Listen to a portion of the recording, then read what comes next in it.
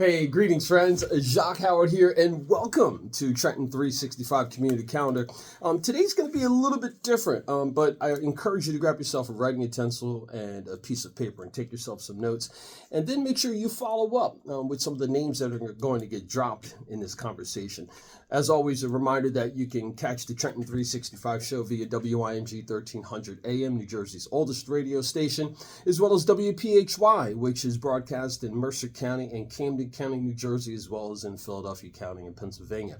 With that being said, one of the focuses of the community calendar segment is to provide opportunities to folks to let them know what's going on in their community, what people are doing, how they can get involved, how they can get engaged, and then touching on the basic things that we need to survive: love, happiness, joy, food, shelter. Right. And with that being said, I've got my sister, my faith sister here with me, Colleen Balcarcel Carrera, also known as Kelly, for those of you who know you back in the day when you were a young person. Mm-hmm. So, first of all, Colleen, thanks for sitting down with me, and thanks for sharing a bit about this competition that you're going to be in, or you thanks are for having in. Me, John. You're welcome. Can you just talk a bit about who you are, first of all, so we can give the audience a little background about Colleen Balcarcel Carrera, and then let's talk a bit about your profession, and then let's talk about this food thing you got going on. Okay, sure. Hello, everyone. My name was Colleen Kelly. I grew up all my life in Trenton, New Jersey. I have two daughters, Mia and Tina. I'm a pre-K teacher at Riverside Medical Pediatric Daycare.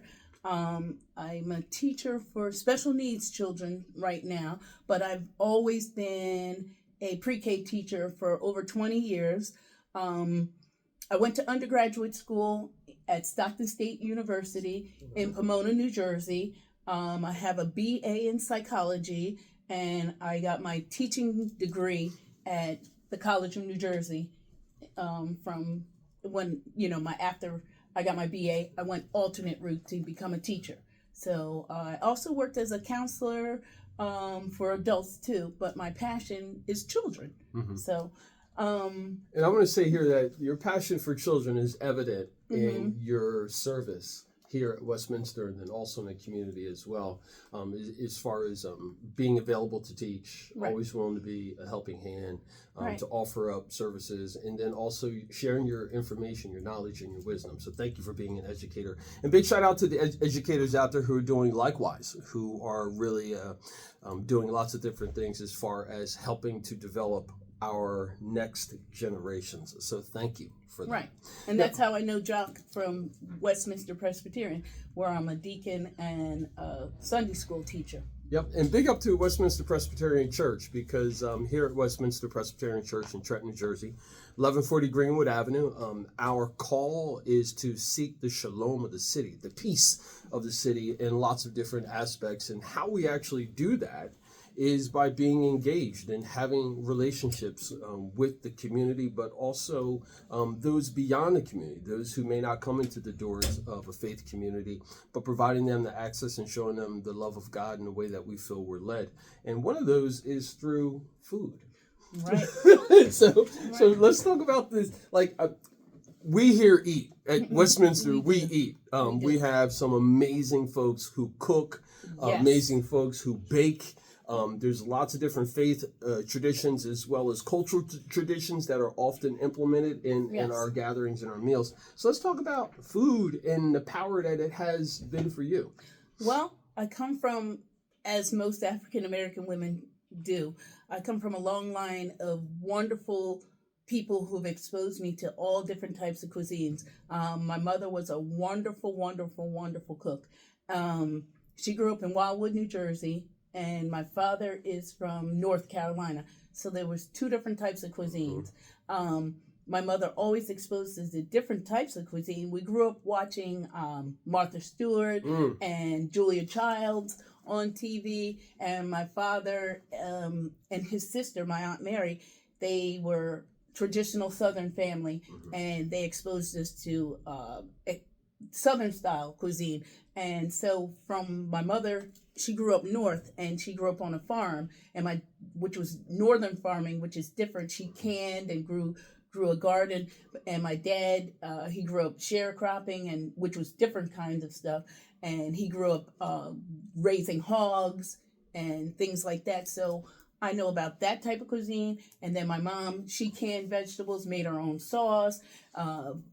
She froze vegetables and stuff, so that we always used to go to Columbus when we were little. I know some people know Columbus Flea Market. Yep, Columbus Market. Yep, and we always would go down there. And because, things were tough when we were little, we bought a lot of fruits and vegetables in the summertime, and my mom canned them, and she froze them, and then we took them out in the wintertime, and we always had.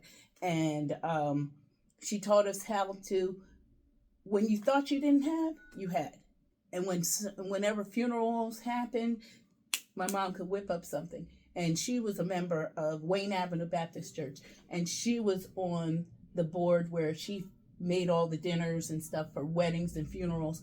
And so she always showed me how to cook. And I know how to make my own sauce. I know how to can. I'm not a great baker. That's not my forte. But I can get in there and do everything else. Mm-hmm. And it's awesome to hear Colleen Balcarcel Carrera talk about how much food has impacted you and the merging of different cultures and different backgrounds. And I think we need to appreciate that more and embrace that more. How do you now, after going through your youth and being as a mom of two, and bringing together all these different culinary experiences to what's happening modern day and in your life, how does that kind of create this particular style of your cooking? Well, I was married to a Hispanic man, and he was from Guatemala. And not only did I draw on the two different types of cuisines that my mother and father exposed me to, I also learned how to cook some of his traditional cuisine, because his mother used to stay with us in the summertime. So, and I do speak some Spanish too, that I consider myself like a world cook. Okay. And through my students that speak different languages, I have African students, I have Jamaican students, and they tell me about the foods that they love. And I'm like, I'd like to try that. And so I go and research it, and I say, oh, yeah, and the parents are always bringing me in stuff, and I'm going like, oh, thank you. Food is love. And they really say, Miss Colleen, I appreciate what you did for my son, my daughter. And they actually just give me food. And then when we have presentations at school, they come and they cook for us. And I invite the parents. I say, what would you like to share? And they always come in and they cook. They make tortillas. They make fufu. They make whatever. They come in the classroom and they make it for us. And just like how we have, people come into the church and they make their own traditional dishes and they bring it in. And just like how Jay's sister, she brought in her rice to celebrate her country. They do that in the classroom too. So if you understand people, you understand them through their food. Now, I'm glad to hear that as an educator, you're able to merge these two segments of what we need: education and health and food and so forth. Right. And it's making an impact, I'm sure, on a lot of the students because now they can see that there's a connection with Miss Colleen that's around food, a traditional food for them as well. Right. How has this morphed into this space now where you are in this competition? Well, look, Jacque, one day I was just sitting in my bed and this thing came up with Carla Hall on Facebook, and I said, oh, wow, I enjoy her shows. And I said, and actually this book right here, one time when I was doing a bread study, we used this actual book of Carla's in one of our bread studies. And a student, we went around and we said, well, when you introduce a study, you said you have to do a KWL chart. What you know, what you want to learn, and what you've learned at the end. So it's like, what do you know about the subject first? And so when you want to know what you know about the subject first, so you ask the first question is, what bread is your favorite bread? And so one of the students said, cornbread is my favorite bread.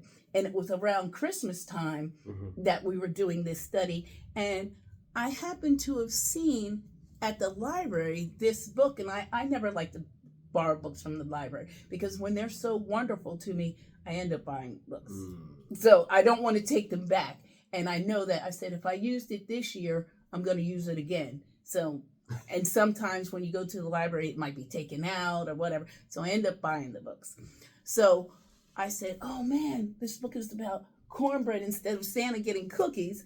What if Santa had cornbread too? So we ended up reading this book, and the kids, even when it's not Christmas time and we're not doing the bread study, Carla wrote this wonderful book about how one day her mom didn't have any cookies left, and there was nothing left, but somebody else ate Santa's cookies, so the mom had to go in there and whip up something, and the only thing she had was cornbread. So Santa ended up eating cornbread too. It's so adorable. I said that'd be at my house, because Santa might get anything. He might, and he definitely would get cornbread.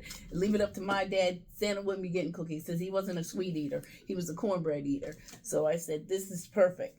So that made me have a connection to Carla, because I used her books. And so I said, so just on a whim, I entered the competition, and one of the questions was, who influenced you to cook?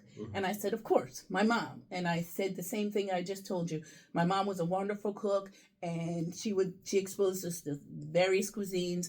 And like I said, I didn't grow up privileged or rich, and my mom would watch TV with us, and like I said, we'd watch Julia Childs, and I don't know if you know, Julia Childs made like expensive dishes, and sometimes it would be like lobster Newburg or something, and my mom would say, okay, we'll make that when I get paid. And so we would wait for it. It's Friday, it's the second Friday, and it's like, okay, Mom, we'll go to the store, we'll get lobster, and we would when we were little, we would watch my mom make it, and then we'd say, okay, we'll help mommy do this. Then eventually I got my first job at like 14 or something. And by then my mom would have books just like this, full of cookbooks. And I'd say, Ma, I'm making something special for you. And with my own money, cooking had become such a thing that I had learned so much from my mom. I wouldn't have to wait for her. I would just grab a book, because she had taught me the techniques. I would just grab a book, and it would be like a 10-page recipe, and I would say, oh yeah, I can do that. And my sister and I, Juanita and I, would be like, and I had a sick sister who had sickle cell anemia, and we'd wheel her up to like downstairs in the kitchen and push her little hospital bed in the kitchen and say, sit there, Mia. And she said, what are we making? Surprise. And it would be like a souffle or something, and with just memories, every day. Thank you for sharing that too, because I think oftentimes, people have the experience of emotions and around family when it comes to food, but I think sometimes we get so engrossed in the preparation of it or the cleanup that needs to be done afterwards that we don't actually take time to really enjoy it for what it is, and the time and talent and treasures that have been put into making it available to people to consume. Right. So thanks for sharing that backstory. And so the book, you've got it here in front of me. Mm-hmm. And you said it's made an impact on you. And now you've put your name and your skill set out there in this competition. Right. Tell me about the competition. Well, like I said, I really don't know anything about it. I answered a few questions, and you can vote every day. It just, you put the website up, and then you post it to Facebook or whatever, and you invite your friends and family to vote once a day. I mean, I think there's a portion where you can buy extra votes, but I don't expect my friends and families to do that. But one time a day for, I think it's one more week, your friends and families can vote for you. It's just a free vote. Mm-hmm. And I check my status once a day. It said I'm in 12th place or something like that. And you just see what happens. I mean, listen, if you don't pursue your dreams, of course I'm going to go to work tomorrow. But if you just throw it out there on a whim, maybe something will happen, maybe it won't. But you never know unless you try. I certainly encourage my kids, my students to dream bigger. And I never really say to myself, oh, what about Miss Colleen's dreams? I mean, so I just did it on a whim, and I never thought I'd get an email back saying, oh, we liked your responses and you're in the competition. Because I actually text my other friend. I said, hey, guess what? And she says, girl, I did the same thing and they didn't pick me. I said, hey, wait, does this mean I'm special? And maybe it does. if nothing comes of it, I'm happy that I did it. And you know what? This means I'll try something else. I think that is a perfect way to finish up. Colleen Balcarcel Carrera, educator, Yep, New Jersey, Trentonian, Mercer County. that's right. Proud of it. Yep.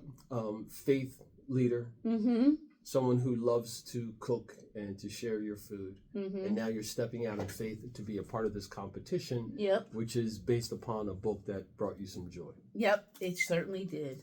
It's Fantastic. a wonderful book by a beautiful Black author. Mm-hmm. Thank you. Well, Carla Hall, you just got yourself a shout out there. Colleen Balcarcel Carrera here of Trenton 365 Community Calendar, coming to you from Westminster Presbyterian Church, 1140 Greenwood Avenue. Remember, it's always about justice, peace, and humility. Thank you.